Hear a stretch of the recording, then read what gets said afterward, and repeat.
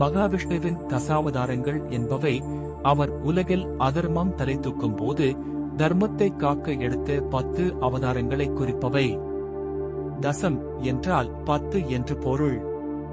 இந்த அவதாரங்கள் ஒவ்வொன்றும் ஒரு குறிப்பிட்ட நோக்கத்திற்காக எடுக்கப்பட்டவை. இந்த 10 அவதாரங்கள் இங்கு விளக்கப்பட்டுள்ளன. தசாவதாரம். மத்ஸ்ய அவதாரம் மீன் சோகஸ்மைலி திருமாலின் முதல் அவதாரம் இது.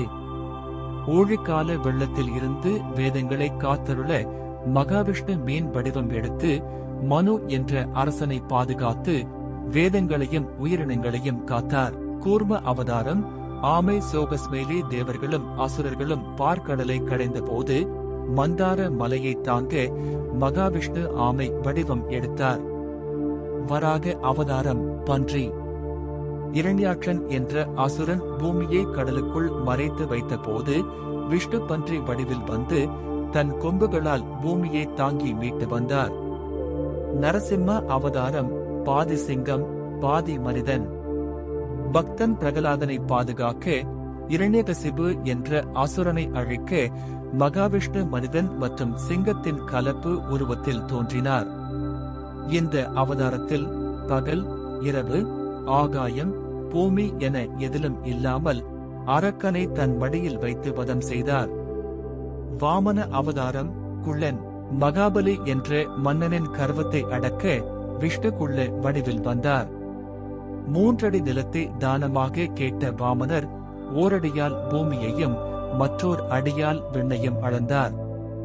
3வது அடிக்கு இடமின்றி மகாபலி தன் தலையை கொடுக்க அவனை பாதாள லோகத்திற்கு அனுப்பினார். பரசுராம அவதாரம். கொடூரமான மன்னர்களை அழித்து தர்மத்தை நிலைநிறுத்த விஷ்ணு பரசுராமர் என்ற கோடரி ஏந்திய போர் வீரராக அவதரித்தார். இவர் க்ஷத்திரிய குல அரசர்களை அழைத்து பூமியை மீட்டெடுத்தார். ராம அவதாரம். இராமாயணத்தில் தசரதனின் மகனாக பிறந்து தன் கடமைகளை நிறைவேற்றி தீய சக்திகளை அழித்து தர்மத்தை நிலைநாட்டினார். பலராம அவதாரம். கிருஷ்ணரின் அண்ணனாக பலராமன் அவதரித்தார். சில மரபுப்படி கிருஷ்ணாவதாரத்துக்கு முந்தைய அவதாரமாக இது கருதப்படுகிறது. கலப்பையை கையில் ஏந்தி தீய சக்திகளுக்கு எதிராக போரிட்டார். கிருஷ்ண அவதாரம்.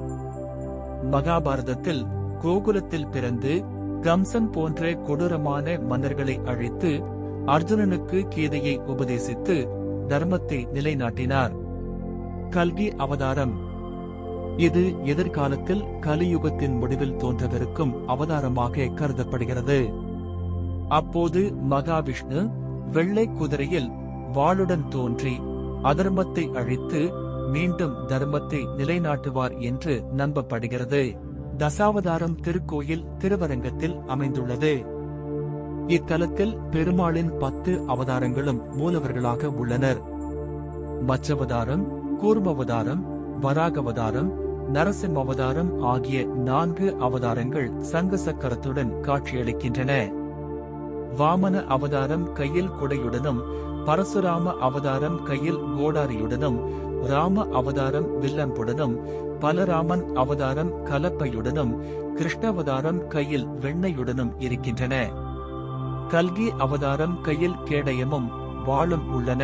திருவரங்கம் ரெங்கநாதர் கோவிலில் ராஜகோபுரம், மதில் சுவர் கட்டுமான பணிகளை செய்த திருமங்கையாழ்வாரின் விருப்பத்திற்கிணங்க இத்தலத்தில் இரங்கநாதர் 10 அவதார திருக்கோலத்திலும் காட்சி தந்ததாக தலவரலாறு கூறுகிறது.